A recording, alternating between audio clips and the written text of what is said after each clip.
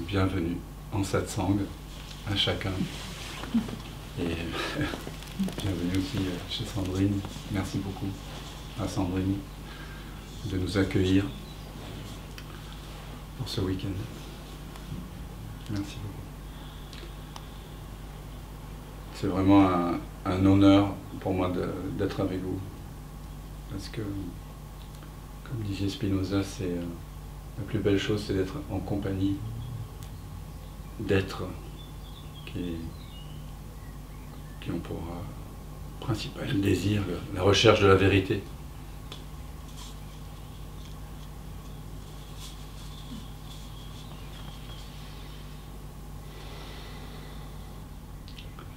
Alors, satsang, ça veut dire se rassembler, hein, c'est un terme sanskrit qui veut dire se rassembler. Sangha, famille, une famille de cœur, une famille d'esprit, un rassemblement autour de Sat. Sat Sang. Sat, ça signifie être.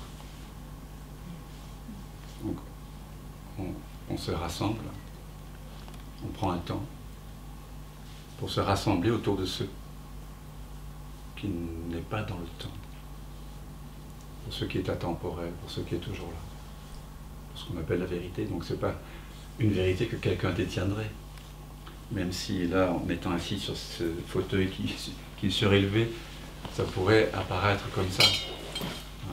C'est la première fois d'ailleurs que je suis assis sur un trône. J'avoue que c'est un petit peu étrange. Mais cette vérité que nous sommes, c'est la vérité de notre être. Donc il n'y a pas d'enseignement, de hiérarchie. Les hiérarchies, c'est dans le domaine du perçu. Là, c'est le mental qui fait les hiérarchies. Mais ici, nous allons pointer vers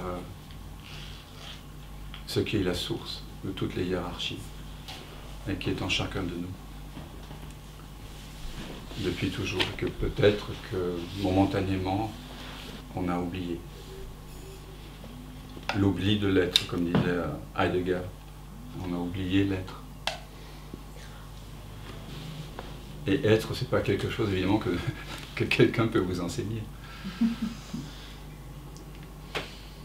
Donc ce week-end, c'est plutôt un rappel, comme ça, un rappel en amitié de qui vous êtes déjà.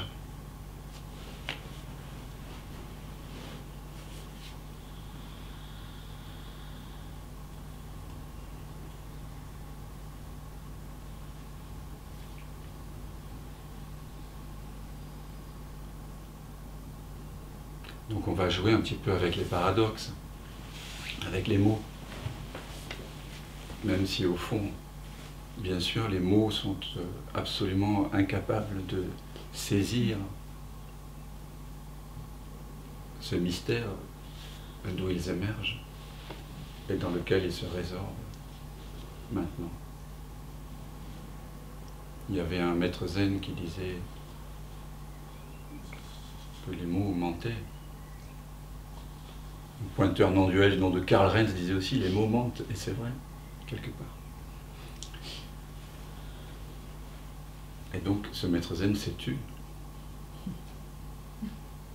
Comme Jésus, quand Hérode lui demanda « Qui es-tu » il n'a rien dit. C'était pas par désobligeance ou par mépris, c'était parce que on ne peut pas dire le silence. Et donc le maître zen se tait pendant une dizaine de minutes, quelques dizaines de minutes. Mais à un moment donné, il y a une parole qui émerge. Parce qu'il y a un adage qui dit que les lèvres ne peuvent dire que ce qu'on a dans le cœur. Et il dit, si je me tais, je suis lâche. Parfois, il y a quelque chose en nous qui nous pousse à partager qui nous sommes. Quelque chose qui nous pousse à partager. Et parfois, le silence ne suffit pas. Et donc on utilise des mots. Alors tous les mots qu'on va utiliser ici, ce week-end ensemble, ils sont là pour défaire d'autres mots.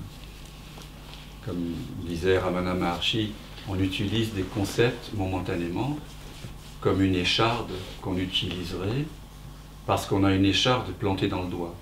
L'écharde plantée dans le doigt ou dans la main, c'est les concepts dont on n'a pas conscience.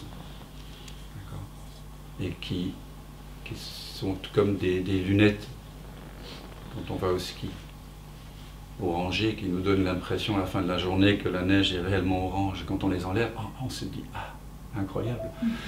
Et donc pour enlever ces lunettes, toutes ces croyances, tout ce filtre de croyances qu'on a, pour enlever ces concepts, Ramana Maharshi disait ben, on va utiliser une autre écharde. Mais après on les jette tous.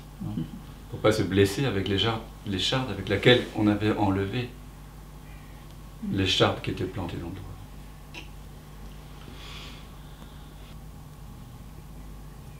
Alors si on est là ensemble aujourd'hui, c'est que vous pressentez que, bien sûr, vous en avez déjà fait l'expérience, je le sais, de multiples fois, peut-être beaucoup plus que vous ne le pensez, parce que la pensée ne retient pas ça. Vous avez déjà le pressentiment, vous avez déjà vécu que vous êtes le bonheur, que vous êtes la joie, que vous êtes la présence. Vous le savez, intimement. Donc on est juste là, je ne suis pas dupe, on est juste là pour se le rappeler.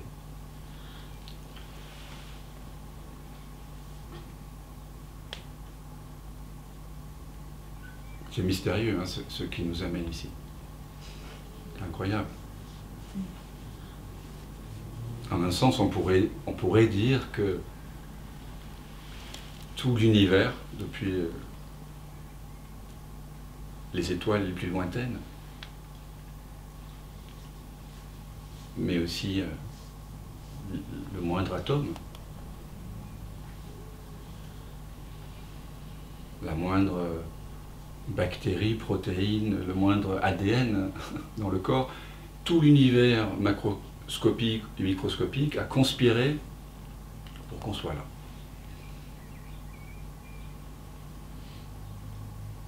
Que le corps soit là.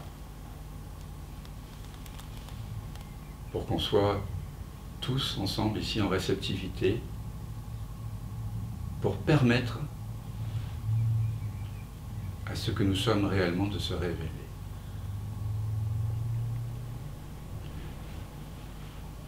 En lisant Ibn Arabi, je ne sais pas si vous connaissez, c'est un soufi je crois, du XIIe siècle, du Xe siècle. Il disait une phrase qui me vient souvent, parce qu'elle nous rappelle quelque chose d'essentiel. Il nous dit, Dieu, on pourrait utiliser le mot Dieu pour conscience ou notre vraie nature, Dieu dort dans le rocher, Dieu rêve dans la plante, Dieu bouge dans l'animal. Il ne bouge pas beaucoup là, mais je tiens. Et il s'éveille dans l'homme, avec un grand âge. Il s'éveille dans l'homme. Donc, je ne sais pas combien on est là, 25, 30 corps humains sont venus ici, n'est-ce pas incroyable, pour permettre à Dieu, ou à la conscience, de s'éveiller au cœur de ce rêve-ci. Parce que, en réalité, ceci, c'est comme un rêve.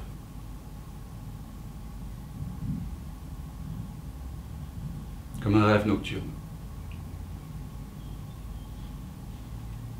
Si vous concevez pendant quelques instants que tout ce que vous percevez, entendez, sentez, goûtez, humez, pensez, est de la même nature qu'un rêve nocturne,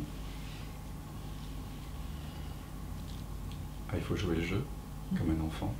On va faire pas mal d'expériences de pensée ici.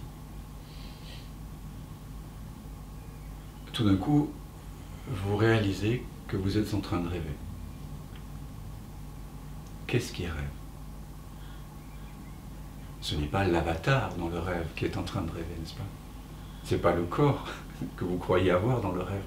Ce n'est pas les pensées que vous croyez avoir dans le rêve qui sont en train de rêver. C'est quelque chose d'autre. Krishnamurti appelle ça the otherness, l'autre-té. En même temps, c'est autre, mais c'est très intime. Parce que c'est vous. Tout d'un coup, ah, je suis en train de rêver. Et c'est pas ça qui rêve. C'est le rêveur. Et le rêveur, il rêve ça, et il rêve tout ça.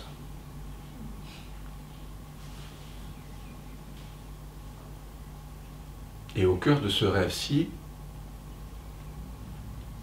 le rêveur,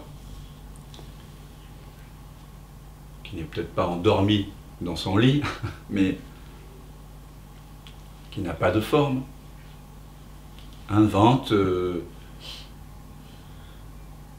genre une petite planète bleue perdue dans l'espace infini, une sorte d'évolution de 5 milliards d'années qui permet à des humains d'émerger à un moment donné. Et dans ce rêve-ci, à la conscience, c'est-à-dire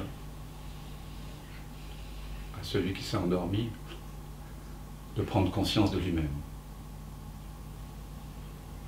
Ici, maintenant.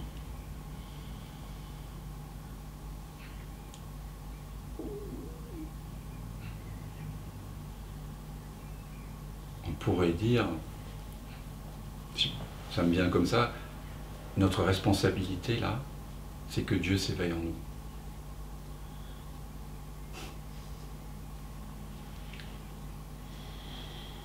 Juste ne pas faire obstacle à sa réalisation. Maître Eckhart, il le formule admirablement dans son sermon 5b. Il dit « La moindre pensée que j'ai est plus grande que Dieu ». Je trouvais ça hallucinant de dire ça. Et après il dit « Pourquoi ?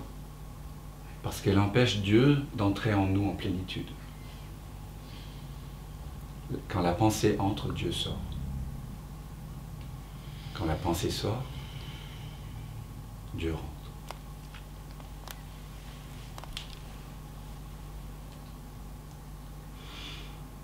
Donc notre responsabilité, c'est juste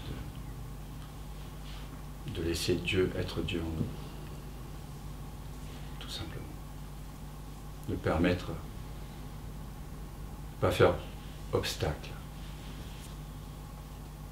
Et c'est pour ça que dans ce rêve-ci, la conscience, un peu comme le petit poussé qui met des pierres blanches pour retrouver son chemin, Dieu qui s'est oublié momentanément pour prendre toutes ces formes-ci, tout ça.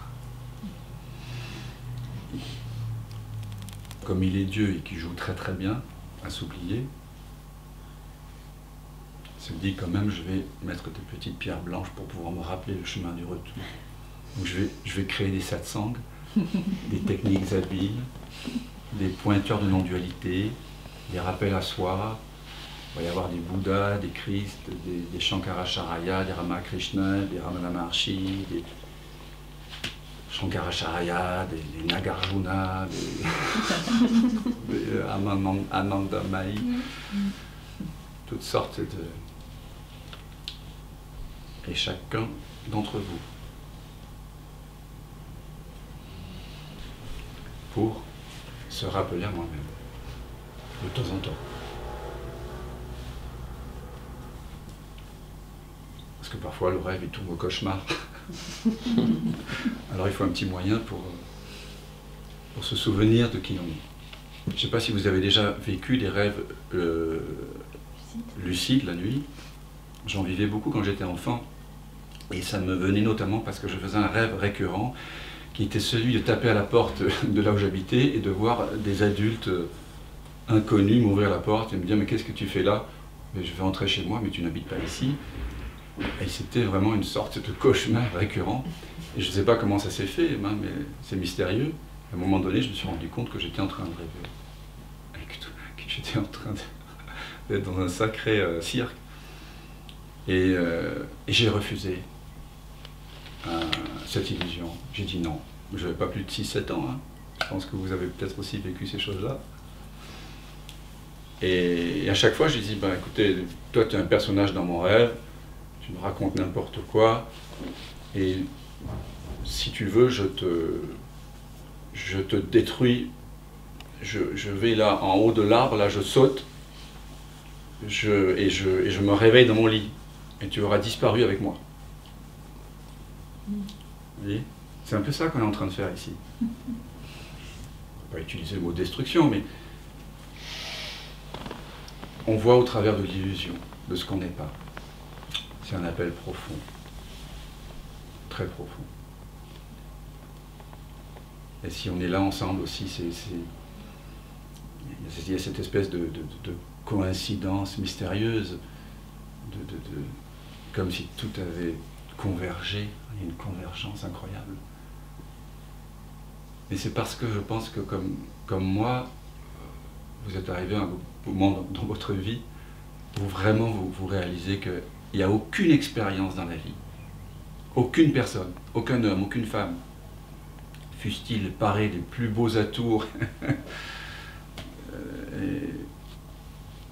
fussent-ils parés de votre imaginaire le plus fantasmagoriquement émerveillant, on pourrait dire, qui pourrait vous apporter le bonheur que vous cherchez. Vous le savez ça. Qu'est-ce qui nous dit la tradition depuis 6000 ans, depuis les rishis? Les rishis, vous savez, ce sont ces personnes, les voyants, qui ont écrit les Védas, anonymes, et qui, lorsque l'homme a commencé à s'identifier très fortement à son ego et à désenchanter le monde, à se sentir séparé, ont écrit les Védas puis les Upanishads, et dans toutes les cultures, dans toutes les traditions, ces voyants qui savent qu'il n'y a pas de séparation en réalité, et qui donc nous ont laissé des textes sacrés, parce que ces textes nous permettent de nous rappeler à qui nous sommes. Depuis 6000 ans, toutes les traditions authentiques, hein, je parle de traditions authentiques, celles qui pointent vers notre vraie nature déjà présente, et ils nous disent qu'une seule chose, que pourrait se résumer dans la phrase de Huineng, qui est un être qui s'est éveillé au 7e siècle, 6e siècle, et le 6e patriarche du Chan. Retourne-toi, retourne-toi, le secret est là. Toutes les traditions disent ça. Retourne-toi. Dans la Katha Upanishad, on nous dit, parfois une âme immortelle est en quête d'immortalité et s'est retournée en arrière. Jésus nous dit, le royaume n'est pas dans les cieux. S'il est dans les cieux, les oiseaux te précéderont. Il n'est pas non plus dans les océans, sinon les poissons te précéderont. Il est en toi et autour de toi. L'évangile de Thomas. Kena Upanishad. Ce n'est pas ce que les yeux voient, c'est ce par quoi l'œil voit. Tel est le Brahman, l'absolu. Et non cela que l'on honore comme tel. Dans toutes les traditions, vous allez avoir ça. Lala, vous connaissez Lala?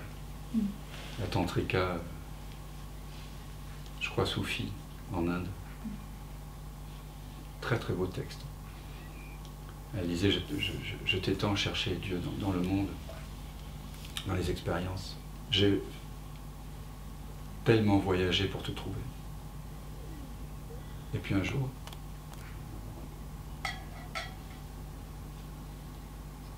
je me suis retourné en moi-même et je t'ai découvert.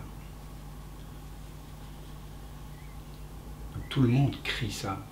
Halaj, le poète, Elna el Haq, je suis la vérité. Il s'est fait crucifier, écorché vif, pour avoir dit cela. J'espère qu'il n'y a pas de micro, on parle du gouvernement suisse. Non, c'est un cri qui vient du fond du cœur. C'est le divin qui veut s'éveiller en nous. On peut appeler ça le divin, la conscience, ce que vous voulez, mais c'est votre vraie nature qui fait qu'on est là, maintenant, ici, maintenant. Et cette vraie nature, que vous l'appeliez Dieu, conscience, royaume, soi, présence, conscience inconditionnée, le non-esprit, le je ne sais pas, mon savoir, c'est vous. Et ça se connaît soi-même. Vous vous connaissez vous-même, toi, et je m'adresse à chacun là, tu te connais déjà toi-même. Et est-ce que tu sais quel est le nom que l'on donne à cela qui se connaît soi-même? En français. J'ai entendu? Je. Ouais. Je. Quand vos parents se sont penchés au-dessus de votre berceau, ils ne vous ont pas appelé je. À raison. Ils vous ont appelé Anna, Charlotte, José, Sandrine. Et c'est bien, on doit passer par là. Le je que nous sommes et qui se connaît lui-même va s'oublier, va commencer à prendre forme en tant que Sylvie, en tant que Orlan, en tant que Dan, etc. Et c'est un passage obligé pour faire partie du clan humain et pouvoir naviguer dans le rêve. Mais quand sonne le rappel, ces jeux, ce jeu qui s'est pris pour un individu séparé, pour une personne qui a un âge, maintenant il est coupé de sa source. Il croit que lui-même c'est un corps et un mental.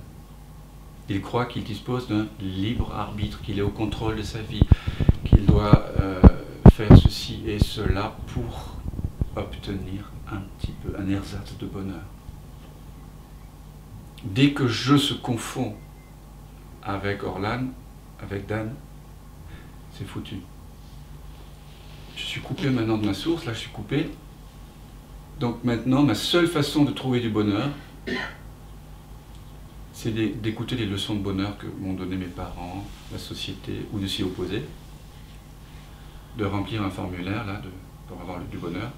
Alors pour chacun c'est différent, il y en a qui ont besoin d'avoir une famille, d'avoir une situation, d'autres de vivre comme SDF, d'autres de commettre des crimes, d'autres de faire une carrière politique, d'autres de réussir ceci, cela. Chacun, maintenant, va mettre tous les moyens dont il dispose, compte tenu de son niveau d'ignorance, c'est-à-dire de coupure de la source, pour essayer de glaner du bonheur. Tout ce que fait le moi séparé, la personne, c'est fait pour m'alléger de deux peurs fondamentales.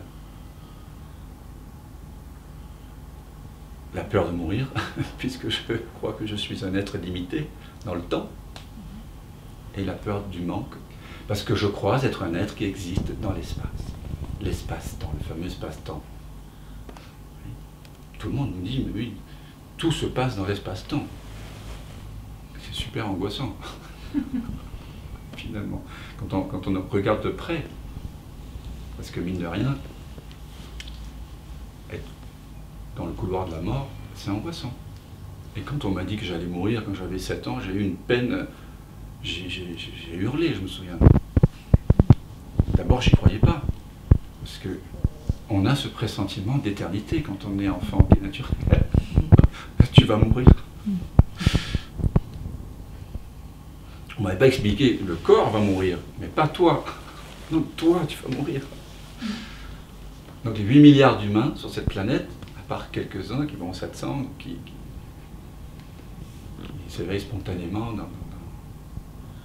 dans les tranchées, ou en prison, ou dans le monastère, s'éveillent à leur vraie nature intemporelle, vivent sous le joug de ces deux peurs. Et tout ce que fait le moi séparé, c'est pour s'alléger un peu de ça. Et quand on est très ignorant, parfois ça va jusqu'à il faut tuer, pour sentir un petit peu cette paix.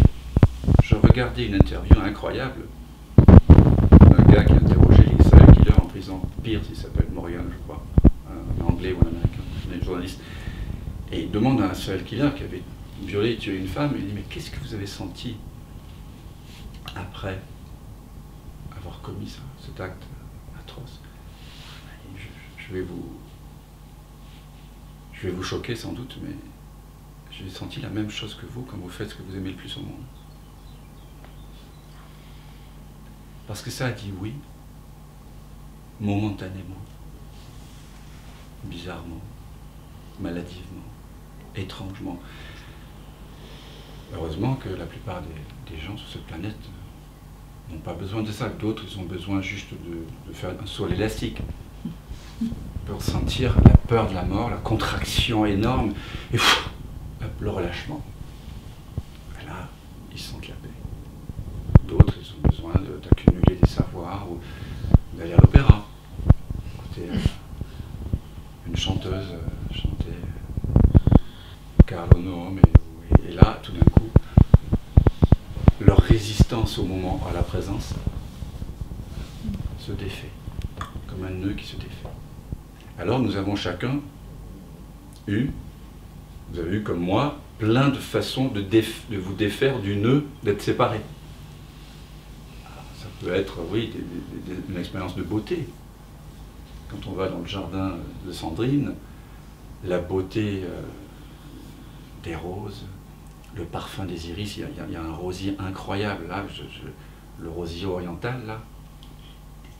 Regardez, il est anglais, mais voilà, vous allez dans un petit chemin de rosier, un carmin, comme ça, aller mettre le nez dedans. C'est incroyable. Et dès qu'on sent ce parfum, on est délivré momentanément de l'illusion de séparation. La beauté, l'odorat, tous les sens, finalement, peuvent momentanément nous délivrer de ce fantasme que je suis quelqu'un. Je pense que vous avez tous, la sexualité, c'est souvent très puissant. Après un orgasme, on connaît à peu près tout ça. Il y a un relâchement. Ça peut être après une expérience de beauté dans la nature, ça peut être après une maladie et la santé qui revient, une bonne surprise, une réussite, un examen, une rencontre amoureuse, etc. Et après, on croit que le bonheur, la paix que l'on ressent vient de la rose. Il faut attendre le printemps maintenant pour sentir la rose, pour sentir la paix, ou de l'orgasme, ou du fait d'être amoureux.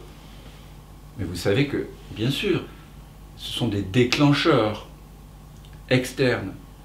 Mais le bonheur ne peut pas nous être ingéré de l'extérieur. Mais on croit ça.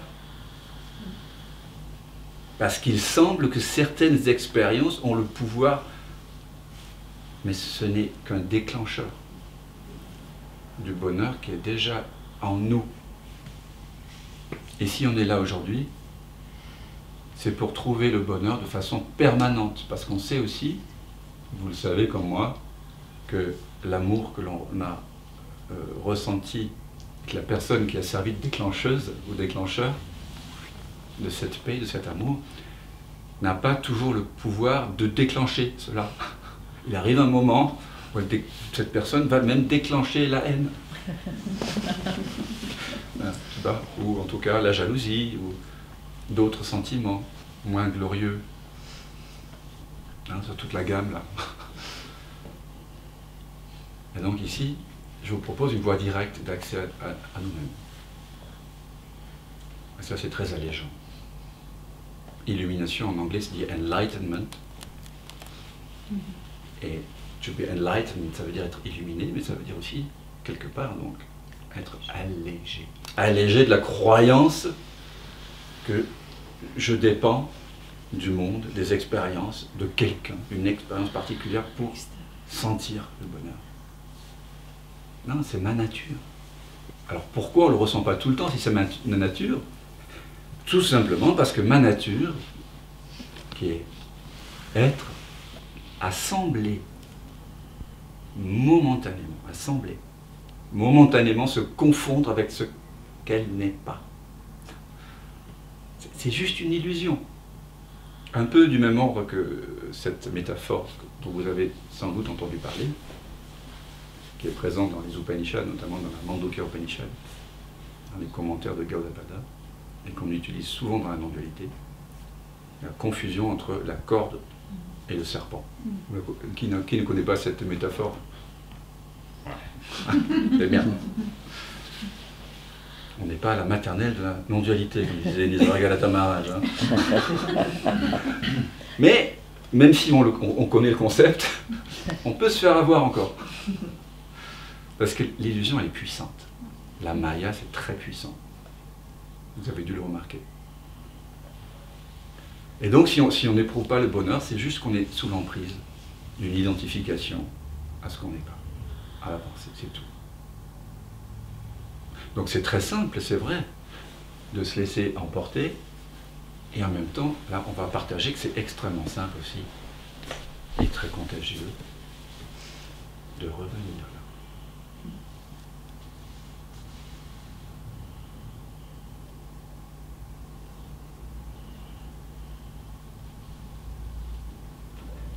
Je parlais de ça avec un ami l'autre jour, dans les films de zombies. C'est toujours les zombies qui sont contagieux. Mais ici, c'est l'inverse. Il y a aussi une contagiosité de la présence. Dieu merci. Parce qu'au fond, il n'y a que la présence. Donc, quelles que soient vos pensées, quelle que soit la puissance des voilements apparents, quelle que soit la puissance de votre persuasion, de votre certitude d'être le corps mental, d'être séparé, de dépendre d'une situation pour être heureux, d'un état de santé, de quoi que ce soit. La bonne nouvelle ici, c'est qu'on va voir qu'à chaque fois qu'on va investiguer la nature de notre être, de la réalité, on va découvrir que je suis le bonheur que je cherche.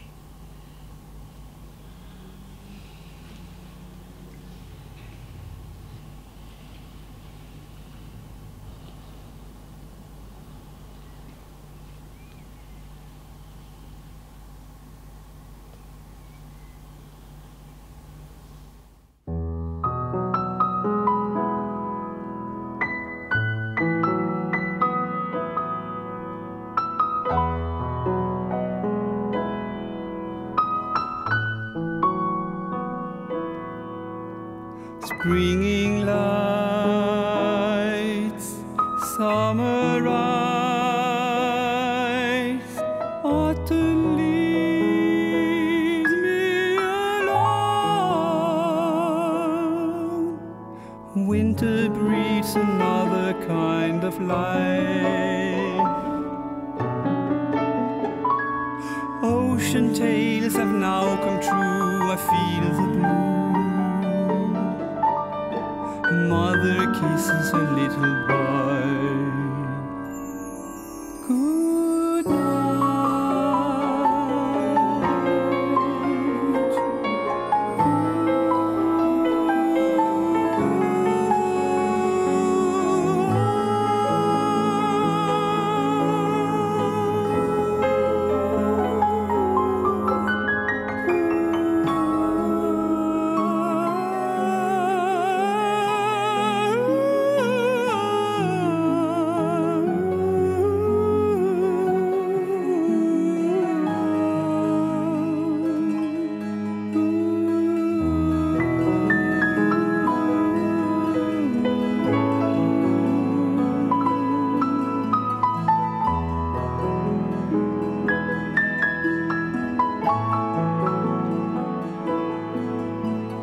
time has come, going home,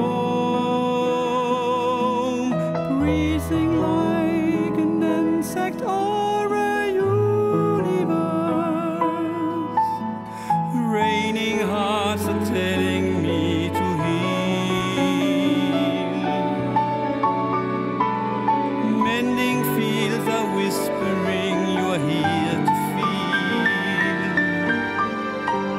those who hear are here to play.